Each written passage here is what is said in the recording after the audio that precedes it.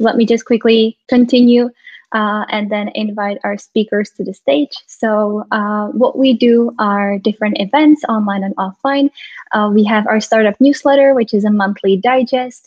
We help interns get internships in startups. We have our own community on Facebook.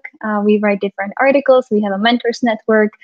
There's a lot of different things you can follow in our community.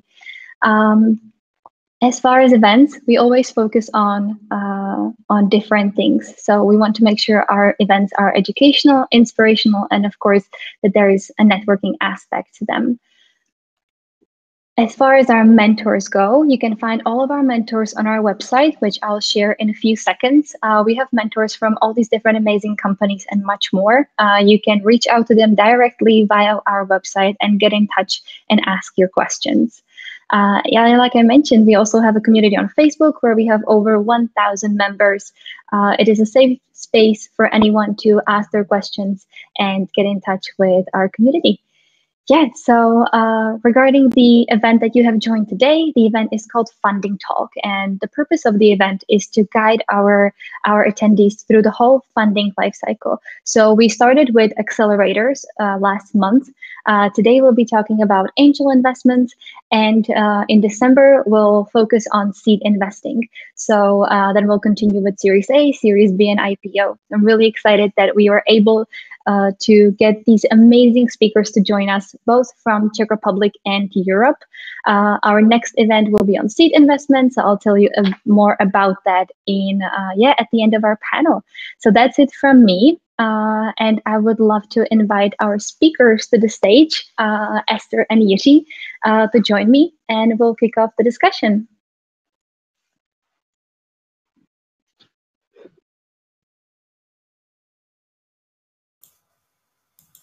All right, I see Eszter joining. Hi, Eszter. All right, really happy to have you here. Welcome, both of you. Hope everything will be stable from now on. Yeah, so let's get started. I would love for you to give us a little introduction about yourself. So Eszter, why don't you tell us a bit more about you? So I am based in Budapest, Hungary. But my interest is really global and Central Europe on the global stage. I am the founding president of Women Business Angels, and this is not an angel group. This consists of people who are our members and who learn and who are. They learn about angel investing and also they are potential angel investors. It focuses on women, but we believe that there are men and women in the economy, so it's co-educational. I am an economist, and my background is I worked for a big multinational company, actually the biggest US investor in Central Eastern Europe. And I brought here, together with hundreds of stakeholders, $2 billion investment. And we repositioned Central Eastern Europe, being not just a very good production place for production, but also for R&D, the D part of R&D. And this was really an incredible experience. And what I do now is basically I do the inverse. So how can you accumulate local capital and how can you accumulate local knowledge and global networks? Amazing. Again, thank you so much for joining us. Yeah, I actually saw you on one of the events. We spoke about this before in Prague, which was the Women in Business. I think it was called in Business Link about 1.5 years ago, 2 years ago, maybe. Yeah. It was an event co-organized by Ernst & Young and Tech Invest. Yes. Yeah. And I was really inspiring. So I'm really grateful that you joined us today. So again, thank you for the introduction. And Jiří, over to you. Can you tell us a bit more about your background? So, hello everyone. Good evening. Hi to Eszter, to Clara. I'm doing business for more than 30 years with my own companies, which was mostly publishing house in early 90s.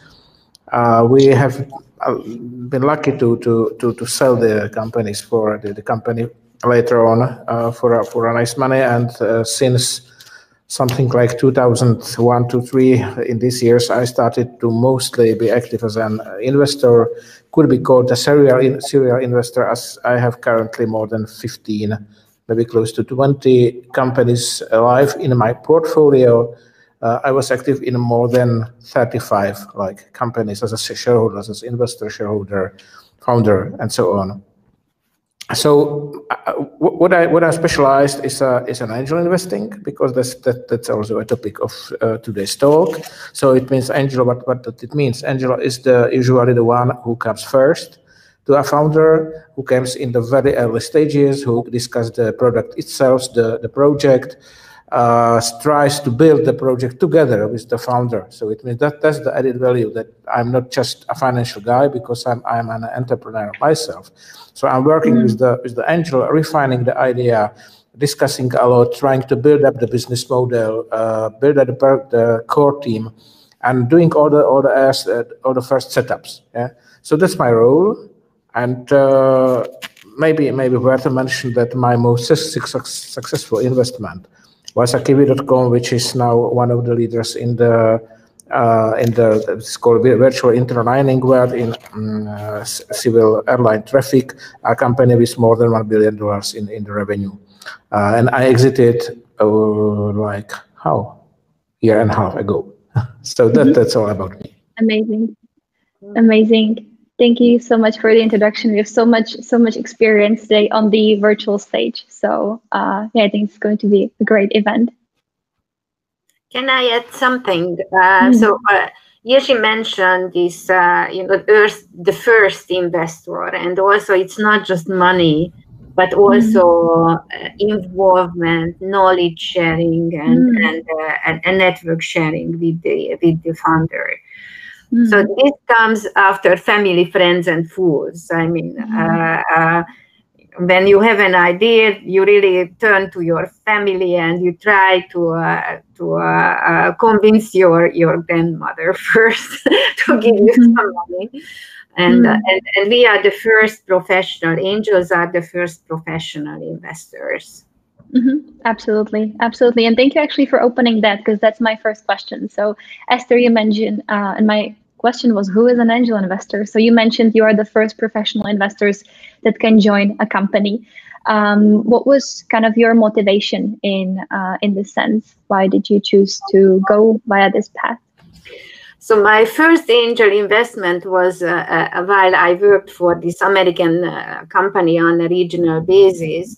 So one of my colleagues said that she had an idea and she wanted to set up a company, and I was one of the first investors.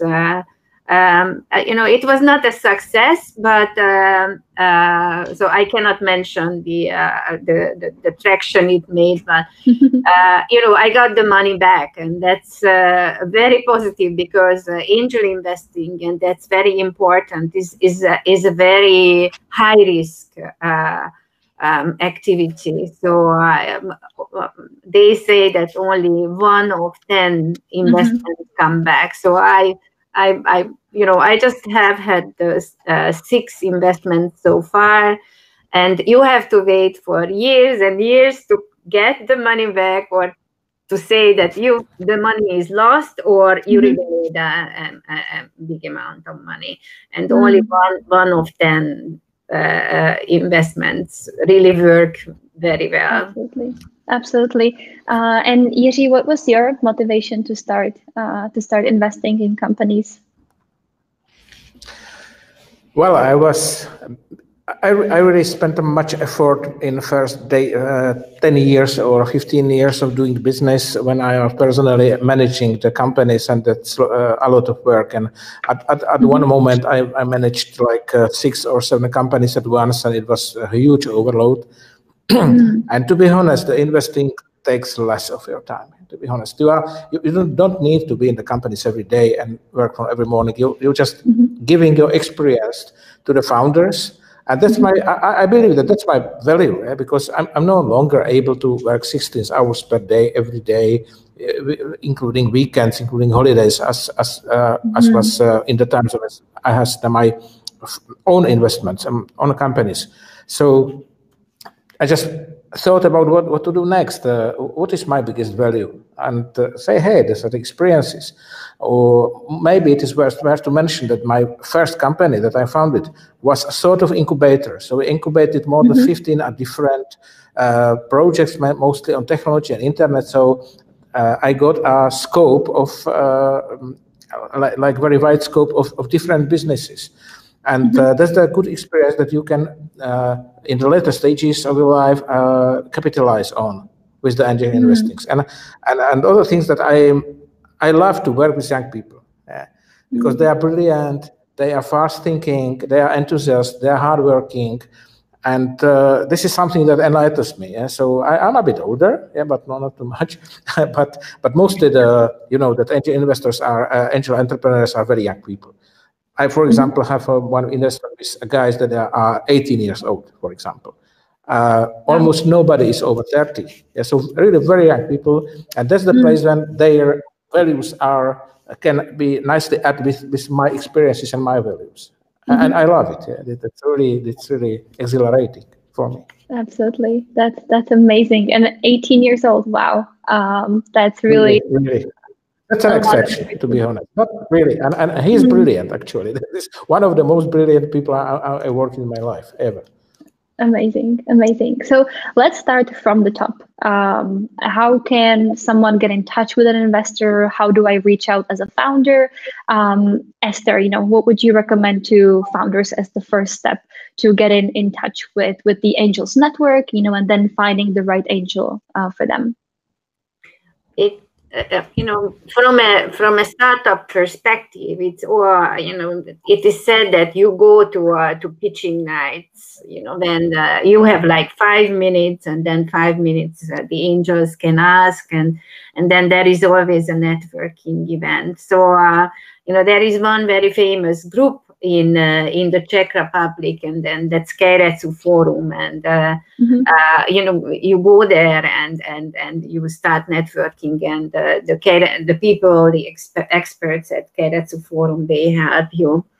And also this is the American way. So you go to pitching sessions and email, but it's very important that yes, you go to a pitching session, but somebody sits there and thinks, okay, so I am not going to do it on my own, but I will introduce you to a couple of friends with whom I really feel comfortable to invest in with. And that's a lead for you. So, going to the pitching sessions is very obvious, but, they can take you to much higher places and more valuable. Maybe you don't want to have like €1 million investment, because most of the angels, I keep talking about this with my fellow angel investors. That it starts in Central Eastern Europe with €10,000 per person, plus a lot of knowledge and network. And 2, 3, 4, 5, 10 people can get together, and they create a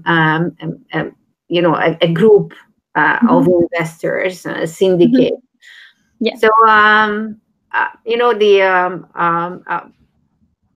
if a startup goes to pitching sessions or accelerators are very important. They can play a important role. Absolutely. To get introduced. Yeah. So you think it's really important for the startup not only to send out bunch of cold emails, but to start building the network, right? And start getting out there, start getting feedback, and kind of hoping to give value and build out their network. Yes, getting external funding can be very time consuming. So I would not start with cold emails. So, start from a warmer, in a warmer, stage. Yeah, absolutely. And Jiří, when you first get in touch with a startup, what kind of, in the very first time you meet them, what strikes your eye? What's kind of your pattern for choosing the companies you want to get to know better, or you possibly want to invest in? What's kind of the first thing that catches your eye?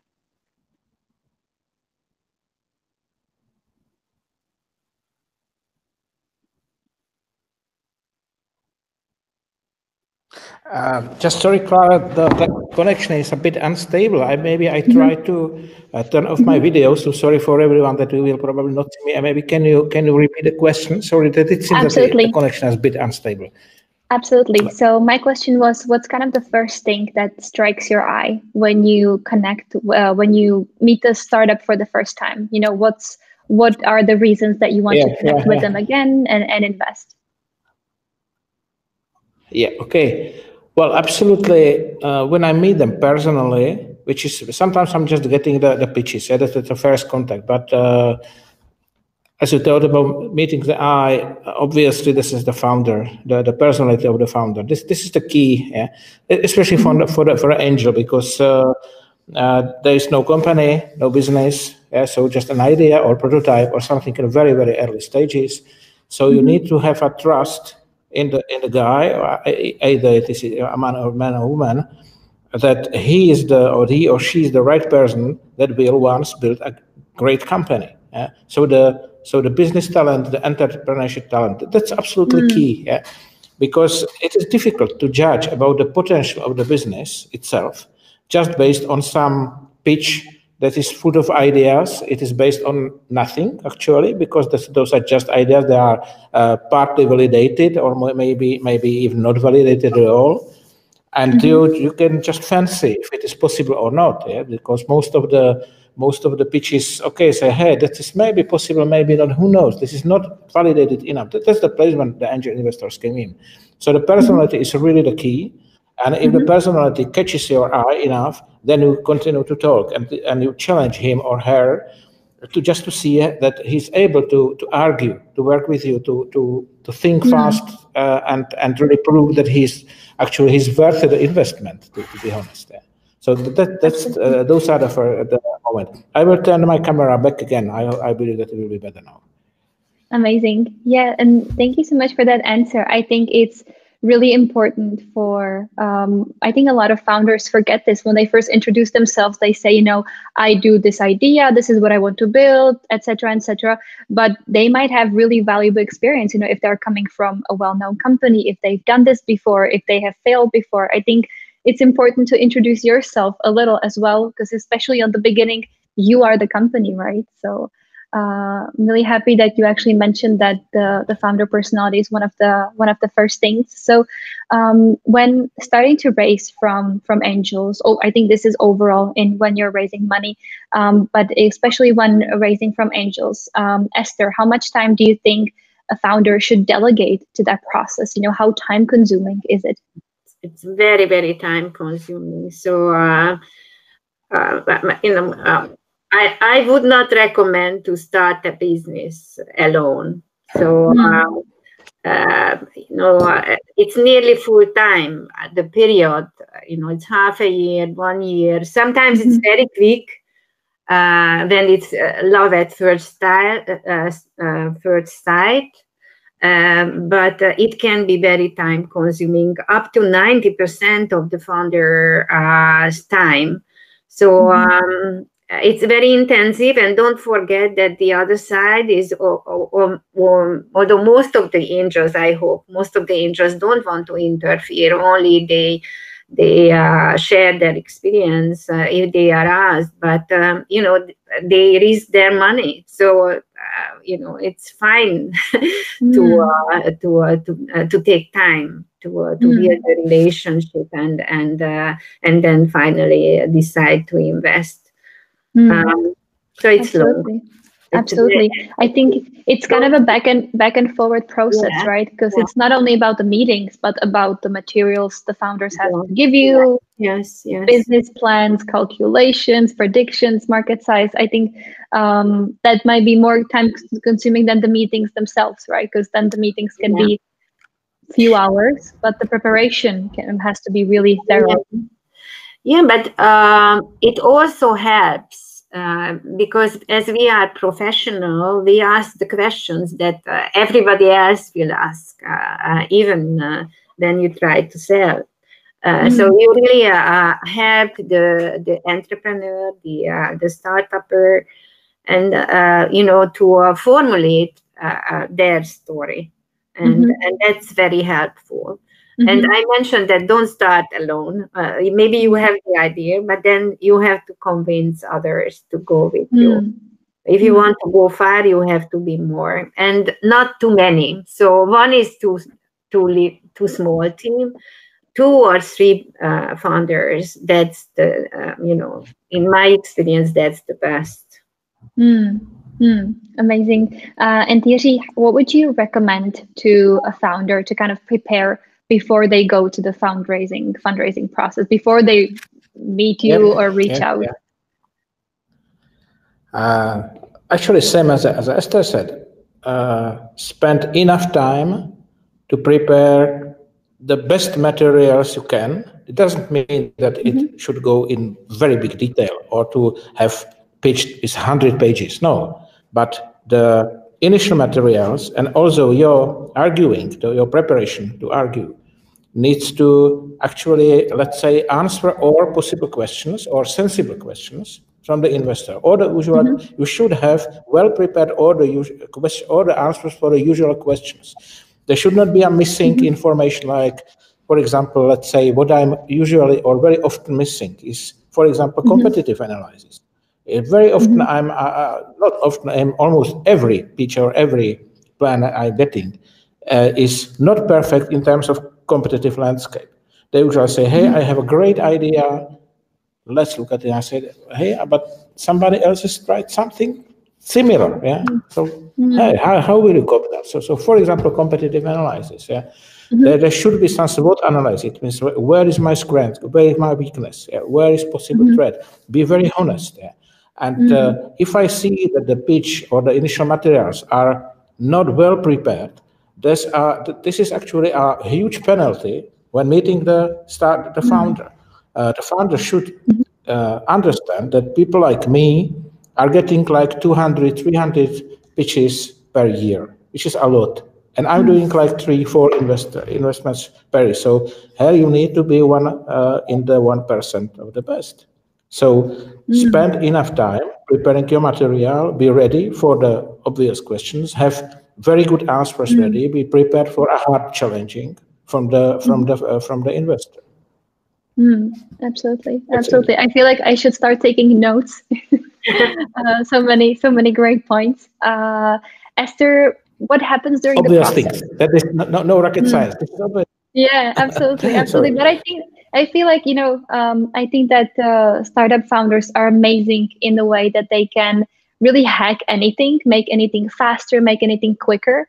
And I often feel that they're trying to do the same with the fundraising process, and then they kind of hit the wall when they're not prepared enough. They're hoping to amaze the investors with their charm or with the elevator pitch, but then you really need to know your numbers as well. Yeah, it's really very interesting, but we are talking about money, and there is a lot of money in the world, available for the startups. So, in extra cases, 2 or 3 engineers, they get together and they can speak in English. They are worth like $3 million. So $1 million per software engineer, for example. But it's very tricky because in Central and Eastern Europe, there are a lot of good engineers. But there are very few people who can really build companies. And building companies is not that easy. So there is a process, and you have to have a very good product or service while you are building the company from scratch. And the company should not address the local market, because in the Czech Republic there are like 10 million people. In Hungary, it's 10 million. So you don't build a big company for that. But it's very important that there are people who are with you, who have experience like Jiří, or who have experience like myself, how to access global markets, how to change the perception, the storyline about Central and Eastern Europe. And there is a big gap between the software knowledge and in Central and Eastern Europe and the global growth. And that's where the ourselves, who are really deeply built in Central and Eastern Europe and who have access to global markets, that's when we can help the startup. Absolutely. You mentioned a couple of great points there, and I think that the founder, what I really one thing I wanted to kind of point out is that the founder has to be ready to not only grow the company but also grow as a person. Because if you start on the beginning when you are the best in what you do, probably, right, you have the best idea, you're either the best salesperson or the best engineer or the best person in that field, then you need to grow from the subject matter expert into the leader, and really be able not to only build a product organization, but also a sales organization behind it, right, to put in the mechanisms to actually start scaling, like you mentioned.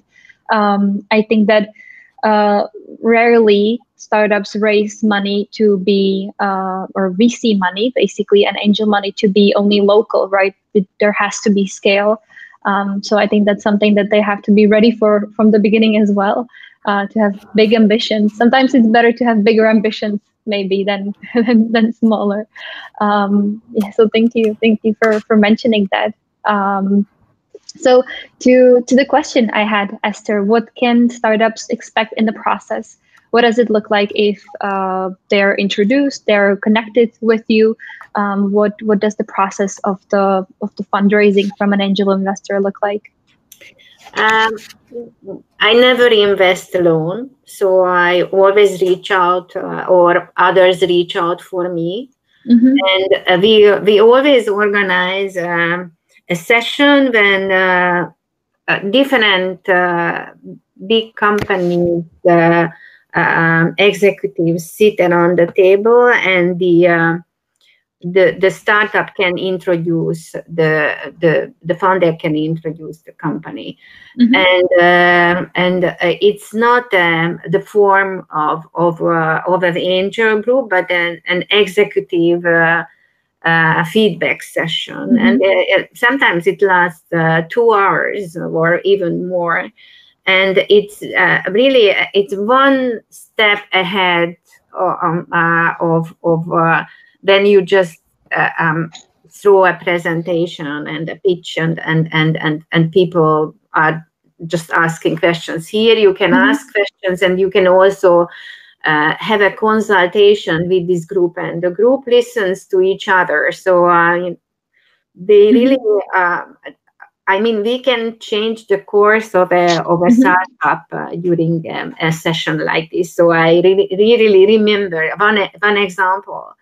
There was a very good, very successful service startup in Hungary, and we had a session, and there were only just 4 executives, and the startup in the end realized that the entry point to the sales in the company, they were wrong with it. So it's not the HR, it's either the CTO. I saw some people joining this conference who were CTOs. So it's the CTO or the CEO whom through whom they can enter into the market. So it's very, very essential. Absolutely, absolutely. And Jiří, what does the process look like for you when you meet a startup and you basically want to invest in them? How long does it take? How many meetings do you have? Yes. As Eszter said, those processes are obvious and typical, and I don't think they differ much country to country or angel to angel. For me, it is important. The first choice is obviously that you look at pitch and say, okay, go, no go. Yeah. So you're sorry for that, for saying that you throw away most of the pitches. That's life. But then you say, okay, I want to see you. Yeah. I have more modes of operation because I work I founded a group which is called Garage Angels, which is a group of let's say 10 to 15 successful entrepreneurs from the region. So we organize a pitch, the thing that is called pitch day, when each startup has 1 hour. It means short presentation. We've seen everything before, so there's mostly for the discussion. When there is a quite intensive discussion that lasts about an hour, what is good that there's 10 people as an audience from very different fields of the business. So somebody is a financial guy, somebody is manufacturing guy. So that's perfect that we have all this expertise covered. So that's really this is perfect picture of the you can cover all the weaknesses and strengths of the idea. If we decide to go on, then we have either me or the group of the people talks that really have no time limit. So let's say let's talk as far as we can get, as far we will be still enjoying it, as far as we get all the answers. And basically, after this, let's say, second or third meetings, we basically say, "Hey, let's try to do it. If not, okay. In some cases, we are not convinced, but we are saying to the founders, say, hey, that looks nice. We are ready to do it, but let's talk more about the specifics of the deal. We are starting to talking about it. It means starting to let's build a term sheet or something like term sheet, the basic terms, and let's go slowly to the deal. Because this is an angel investment that is not about a huge money. Yeah. It usually is not lasting a long, let's say 2 months is maybe a typical period from the first meeting until the finalizing. It means the moment when he or she gets the money. Perfect. I think 2 months is kind of it's actually fairly quick for an investment, I would say. Are quick, yeah, because we are not what is maybe, sorry to interrupt you, Clara, but what is important, we are investing our money. We don't need to ask nobody above us, maybe our wives or somebody, or okay, but those are only people that say, hey, go for it or not. That's the quickness. That's important, because in funds needs to have decision rounds in the field. They needs to raise money from their investors, for example. So this is lasting much longer. They sort of are trying to build alibi, which is very often because they don't want to make the wrong decision, because somebody can kick them off. So if I'm making a wrong decision, some of my own money, so I could blame nobody. So that's why the angels are. And this is also the advantage of the angels over, for example, funds. Yeah, that's a factor. Absolutely in the beginning. Yeah, and Jiří, do you do syndicate or you go alone? Both. I like to do syndicates, and also I like to do alone. If there are cases that I feel it is better to do it alone. Yeah. So I'm actually for what is good that I have some different modus operandi for different investments. In our Garage Angels group, I'm actually very glad to do syndicates, because the others will help in different aspects of the investment and also on the life of the company. So okay, we have, for example, a top security guy. Was the guy that helped a first and only Czech company to go to NICE, to New York Stock Exchange. Yeah, so that's a big success. And I know this guy was a CEO of the company, and I know that if it is a security thing, that I could totally rely on him. Yeah? On other field, I have a small, let's say, so-called fund, but it's not also a group of other investors. And those are guys. There's a vast experience with e-commerce, truly vast one that works with thousands of e-shops in the country, virtually. Yeah. So when doing e-shops, I rely on these guys. But in other cases, I'm doing it myself, and I don't feel that I need to rely to need a help from somebody. So it depends. Yeah, this is case by case. It is different. Absolutely. And Eszter, you mentioned you always invest with other angel investors, so always in a syndicate. Yeah. So I like, there is especially one guy who is a very good startup constructor, builder, who is a mentor, and he works with us, and I always ask for his opinion and advice.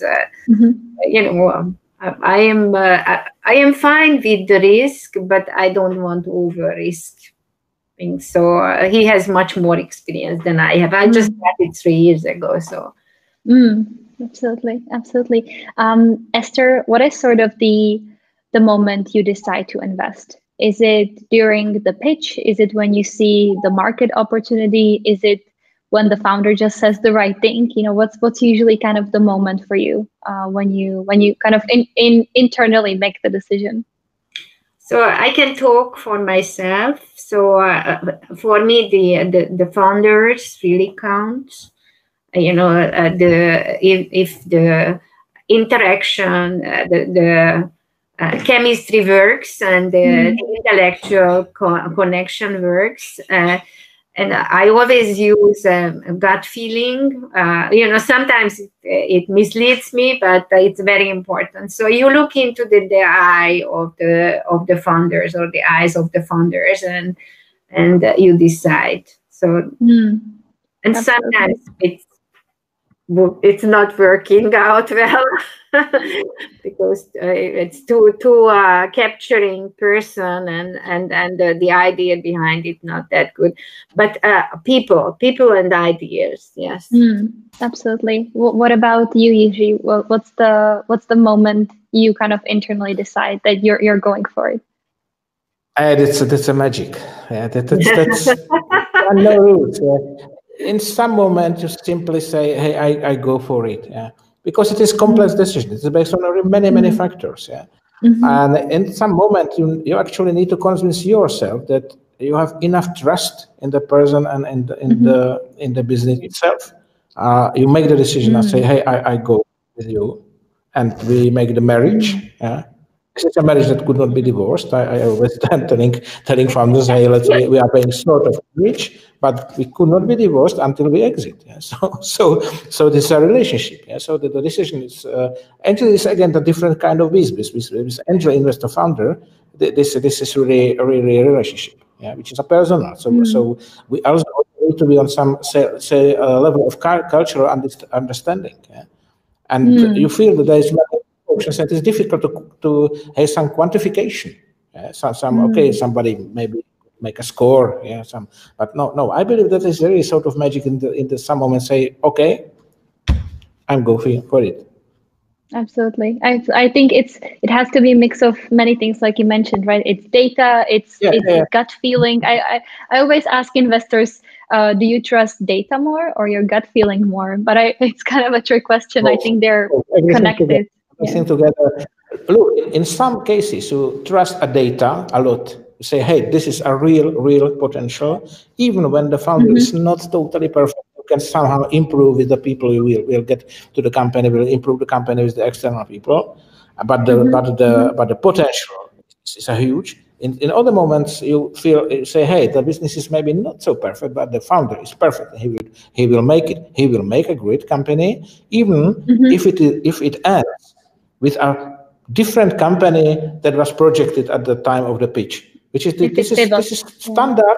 Yeah, it will evolve in a different company.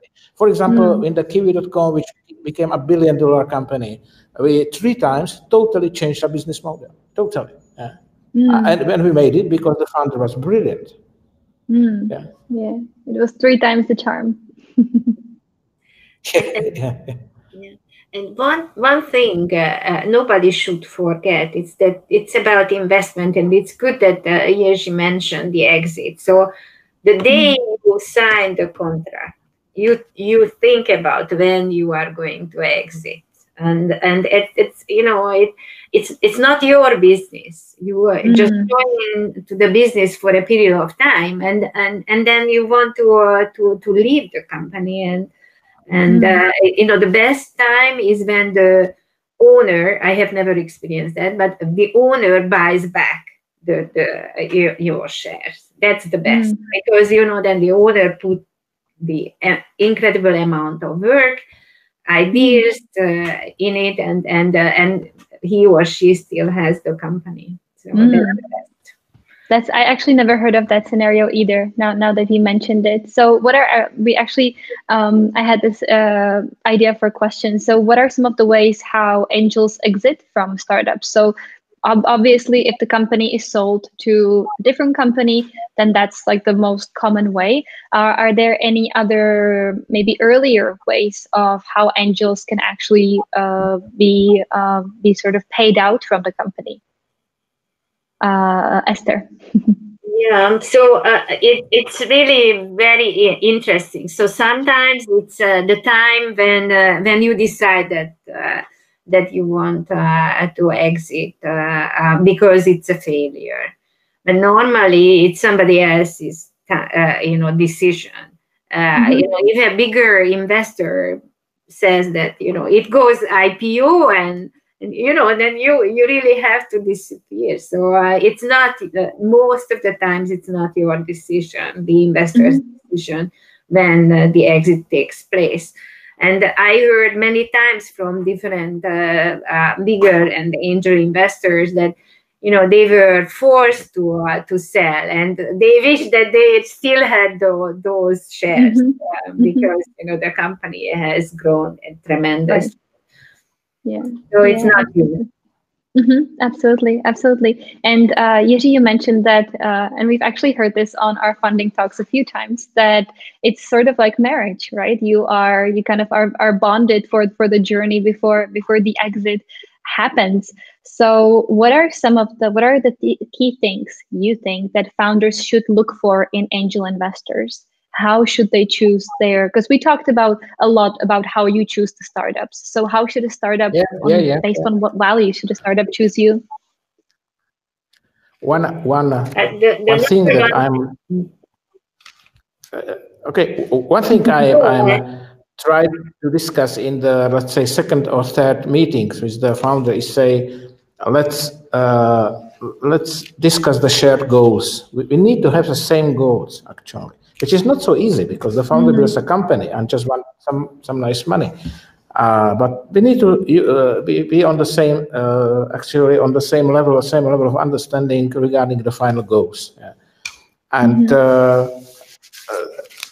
that is sometimes difficult. But if we don't agree on that we have actually the same goals at the end of the day, then there is no deal simply. Yeah. Because I'm. There are some instruments like a drag along, right? For example, obvious one. But in reality, nobody will drag. No one. Yeah. This destroys the company to drag somebody against his will. To drag founder out against his will. In most cases, this is a toxic investment for anybody. So you need to both understand and agree that hey, we are going together, but during, let's say, 5 to 7 years, possibly longer. At least an investor should be able to get out. You could stay, but the investor should be able to get out. Yeah? And that's something that, or we both will get out. Yeah. So those are things that you need to unite on the same goals. If an investor and founder do not share the same goals, that is, well, that's doomed. That's at least that's as I understand the game. Yeah, absolutely. What do you think, Eszter? What are the things founders should look for in angels? It's chemistry. So whether it works or it doesn't work. So if the angel investor is looking for they work and they want to micromanage you and they want to be at all the decisions. I mean, that's going to be, toxic, very bad for you. If you want to grow and you can see that that person has some leadership or management experiences, what you need, or other experiences, then you go for it. And the number one is chemistry. Absolutely. You mentioned that there can be some sort of behavior that's not really good from the angel side. What are some of the red flags that founders should look out for? What do you think, Eszter? What are some of the things they should be aware of how things should be or should not be done? Yeah, it's not micromanaging the manager. So if you want to be everywhere, then you don't let that person or those people breathe, and they will not be able to grow. Absolutely. What do you think, Jiří? What are some of the red flags founders should look out for? Eszter is absolutely right. Yeah, the company belongs to the founder. I'm only, let's say in quotes, investor who's just getting the fuel for the growth, nothing more. And I'm usually saying then, hey guys, I'm trying to inspire you. Yeah, that's the right word. I'm trying to inspire you. You should be driven enough by yourself. I'm not the one who will tell you work harder. No, that the founder needs to have in itself. Yeah? I'm not a guy. I'm not a manager who will manage him. Yeah? I will not micromanage, and never. Obviously, there is one thing that founder should accept, and this is also good to say beforehand, before the marriage. Say, okay, but there is one thing that this investor wants, and it's financial control. Yeah. So reporting, form of reporting, form of correct, regular financial reporting. So that's only I'm asking questions. Yeah. I'm not telling you what to do, but I have a right to ask the questions. You have to obliged to answer them, and we need to unite on some simple but good form of reporting. That's actually this is something that usually investors teaches the founder, because the founder is not used to do high quality reporting. But the high quality reporting is increasing the value of the company, even if it is a small company, a startup. Yeah? Because at the end of the day, it will become a large company, and everybody who will look at the company will want to see a understandable, transparent, honest reporting. They will just look at the table, and in a couple of seconds will understand how the company performs. Yeah. Absolutely. So something like corporate governance. Those are the things that investor is teaching the founder, and founder should understand that those things are important, and he needs to learn it. Absolutely. Because just at the start, there is no financial investor, there is no CFO. Yeah, so obviously the founder needs to understand it and be able to do it. Sorry. There is one more thing that is a red flag. So it's availability. So, when a founder is looking for, this is like a mentorship. So you have to reach out for the investor for advice or just for a discussion. And if the angel investor is not available, and you have to return this is the same day rule. So you return a call the same day, you email, reply to an email the same day. So it's you don't wait forever. And that's a red flag. So if somebody doesn't return your call, then forget about that person. Absolutely, because if that happens, even I would say during the funding process, if the angel investor takes 2 months to reply to you, then that's probably what the relationship will look like when they give you the money, or if they give you the money, right? So yeah, I think that's really important what you mentioned. And I also really liked what Jiří said, because I think that a lot of founders are actually kind of scared to put down the numbers on the beginning, because it takes a lot of time before you become a profitable company. But I think it's really great to actually have someone as an angel investor to help you to structure it properly and understand what you need to measure.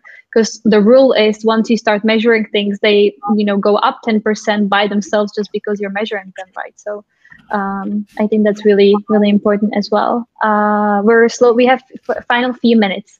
So I have a question, final question for you, Eszter. What would you recommend to founders looking to raise from angels now? What would be your advice for those that are listening? Prepare very well.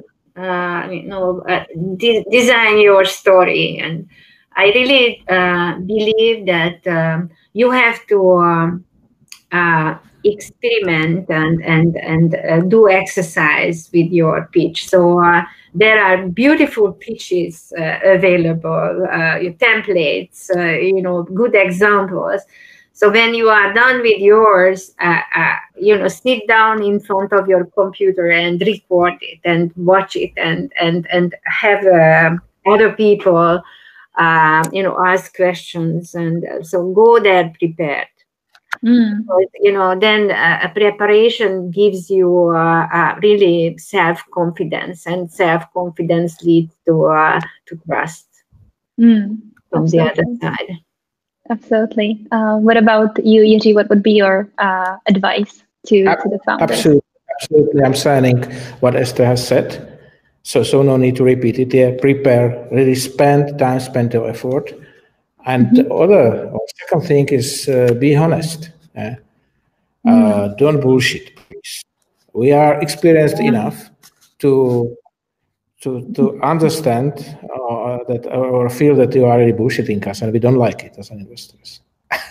So even say your weaknesses. We know that every business has a lot of weaknesses, a lot of risks, a lot of problems, a lot of obstacles. Please say them. We are used to understand it. We've done tens and tens of businesses, so that's a normal. But if you try to tell me that sun is shining and everybody is happy and it will be multi-billion dollars soon, no, sorry, I will not believe you. Yeah, so be honest. Absolutely. So be prepared, practice, and be honest. I love that. That's amazing. Great. Well, thank you so much for joining us today. Thank you, Jiří, and thank you, Eszter. It was really an honor to have you here. We will have a recording of the event as well. So it will be available on our YouTube channel. So anybody can definitely access it there as well. And in our next event, we'll be talking to investors from the seed round. So we have covered accelerators, we have talked to angel investors, and in our next event, we'll talk about the seed funding. So thank you again, Eszter and Jiří, for joining us today. It was great to have you. For the viewers. Have a nice day, everyone. Thank you. Thank you. Very nice. Take care. Bye-bye. And thank you all our attendees for joining us today. You can join us for the seed investment round on December 8th, where we'll talk to Credo Ventures and Seed Camp. So it will be another amazing panel discussion. And I would love to invite you to our Leaders Uncovered event, which is also happening tomorrow. Live on our Instagram. So we always talk to different leaders about their personal stories. So I'll send you a link to our Instagram and you can join us there tomorrow. We'll be talking to Lubo from STRB. All right. Thank you again and have a great night.